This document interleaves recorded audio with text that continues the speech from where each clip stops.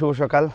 পাহাড়ে আসার পর পাহাড় নিয়ে খুব একটা কথা বলা হচ্ছে না। আমরা বন্যার্তদের সহায়তা করার জন্য এবং খাদ্য সামগ্রী বিভিন্ন জায়গায় পৌঁছানোর জন্য এবং নানা ধরনের সহায়তা করার জন্য আমরা খাগড়াছড়িতে আসছি। আমরা জানি দেশের বিস্তীর্ণ অঞ্চলে যেভাবে বন্যা হয়েছে, ঠিক একইভাবে খাগড়াছড়ি, ফেনী, কুমিল্লাতে যেভাবে বন্যা হয়েছে বা নোয়াখালী, লক্ষ্মীপুর সব জায়গায় যেভাবে বন্যা হয়েছে, ঠিক একইভাবে কিন্তু আমরা জানি যে আমাদের পার্বত্য জেলা খাগড়াছড়িতে বন্যা হয়েছে। বন্যা কিন্তু আমরা এই বন্যার কার্যক্রম করতে গিয়ে আরও যে পুরো ব্যাপারগুলো আমরা একটু জানাতে চাই যে আসলে পাহাড়ে কেন বন্যা। অনেকেই একটা প্রশ্ন করে থাকে যে পাহাড়ে কিভাবে বন্যা হয় আসলে এই জায়গাটাতে, এবং আমি পুরো সার্বিক পরিস্থিতিটা আমরা প্রায় 8-10 দিন যাবৎ আমি নিজে আসছি একটু পরে কিন্তু আমার পাহাড়ের ভাই ব্রাদার বন্ধুরা ওরা কিন্তু আরও আগে থেকে কাজ করতেছি। তো আমার আসার 1 সপ্তাহ পার হয়ে গেছে এবং বর্তমানে মানে পুরো পরিস্থিতিটা কী দেখলাম, এটা নিয়ে আমাদের দেশবাসীর জানা দরকার আছে পাহাড়ে কেন বন্যা হচ্ছে বা কেন বন্যা হয়।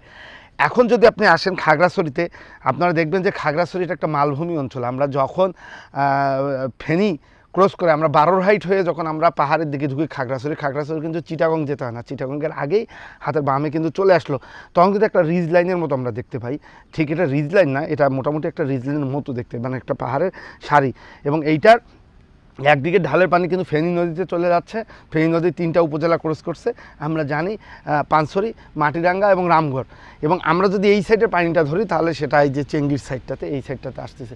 এখন যে এই যে বিস্তীর্ণ মালভূমি অঞ্চল, আমরা সবচেয়ে অবাক হয়েছি যে এই নদী, আমরা যদি চেঙ্গি নদীর অববাহিকায় শুধু খাগড়াছড়ি শহর ধরি, আপনারা পুরানো ছবিগুলো যদি দেখেন, রাস্তার মধ্যে 1 কোমর পানি, কি ভয়াবহ একটা বন্যা হয়ে গেছে খাগড়াছড়িতে। এবং 1 বছরে 3বার বন্যা হয়ে গেল। খুব দুঃখজনক ব্যাপার।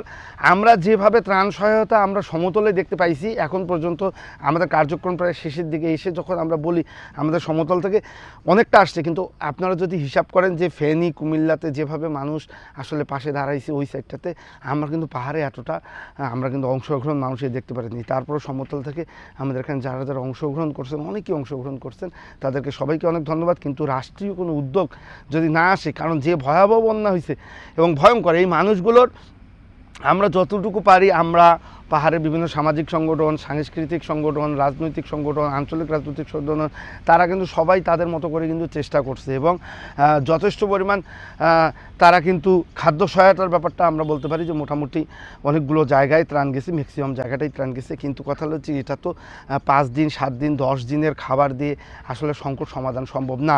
যেটা হয়েছে, আমি খাগড়াছড়িতে আমি আপনারা দেখতে পাচ্ছেন যে এই যে ড্রোন শটে আমরা একটু দেখাচ্ছি যে এই জায়গাগুলোতে আমার এত খারাপ লাগছে যে এই যে জাস্ট আলু টুলের নিচের অংশও যদি বলে, আমরা বেশি দূরে যদি না যাই, ফুটবিল বা এই সাইডগুলোতে আপনারা দেখেন এই বিস্তীর্ণ জায়গায় কিন্তু তাদের চাষের জমি ছিল, তাদের কিন্তু ধান ক্ষেত ছিল, এই ধান ক্ষেতগুলো কিন্তু নাই।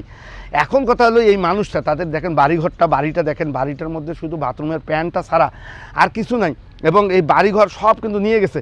এবং এই যখন স্রোতটা আসছে, চেঙ্গি নদী তো পাশেই, এই চেঙ্গি নদীর স্রোতটা যখন আসছে তখন কিন্তু সব ধুয়ে নিয়ে গেছে। এবং এই যে আমরা যে চাষের জমির মতো মনে হচ্ছে, এখানে কিন্তু বিস্তীর্ণ ধান ক্ষেত ছিল এবং এই চমৎকার এই যে ধান ক্ষেত, এবং কিছুদিন পরে আমরা জানি যে আর হয়তোবা 1 মাস পর ধান কাটার সিজন শুরু হইতো, কিন্তু তারা কিন্তু একদম সর্বোচ্চ হারালো, তারা বাড়িঘর হারাইলো, তারা কিন্তু একদম তাদের যতটুকু ফসল সারা বছর যতটুকু দিয়ে এই ফসলটা যে সারা বছর যে চলতো, সে চলার কিন্তু তার আর কোনো অবস্থা থাকলো না। এটা শুধুমাত্র চেঙ্গি নদীর অববাহিকার খাগড়াছড়ি শহরের পাশের অবস্থা।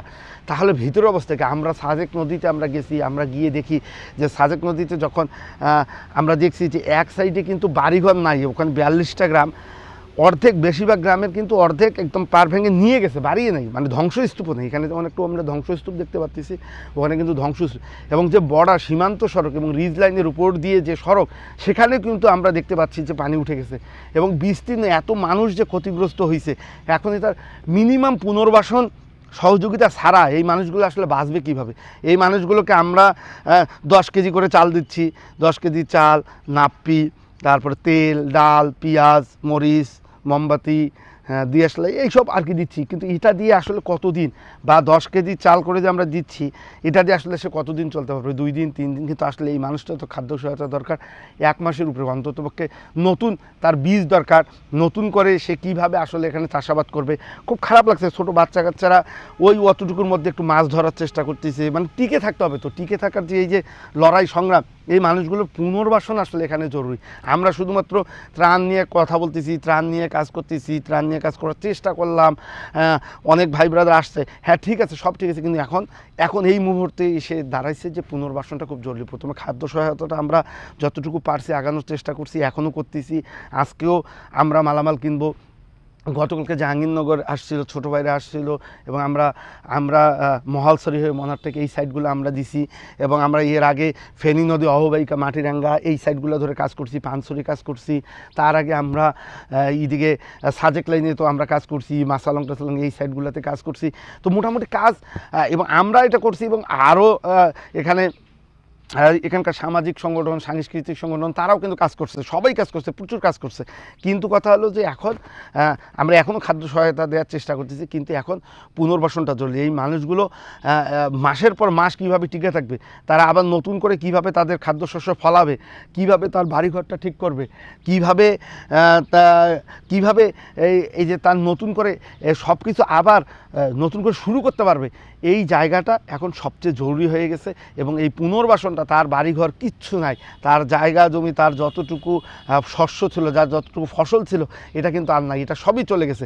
এখন সবচেয়ে বেশি আমাদের তাদের পাশে দাঁড়ানো দরকার, যে তাদের কতটুকু, এবং রাষ্ট্রীয়ভাবে সরকারিভাবে আমরা চাই যে অন্য জায়গায় যেভাবে পুনর্বাসনের জন্য অনেকেই হেল্প করতেছে, খাগড়াছড়িতে আমরা চাই যে এই জিনিসগুলো পাহাড়ে তাদের পুনর্বাসন খুবই জরুরি, এবং পুনর্বাসনের ব্যাপারে হেল্প করা তাদের জরুরি।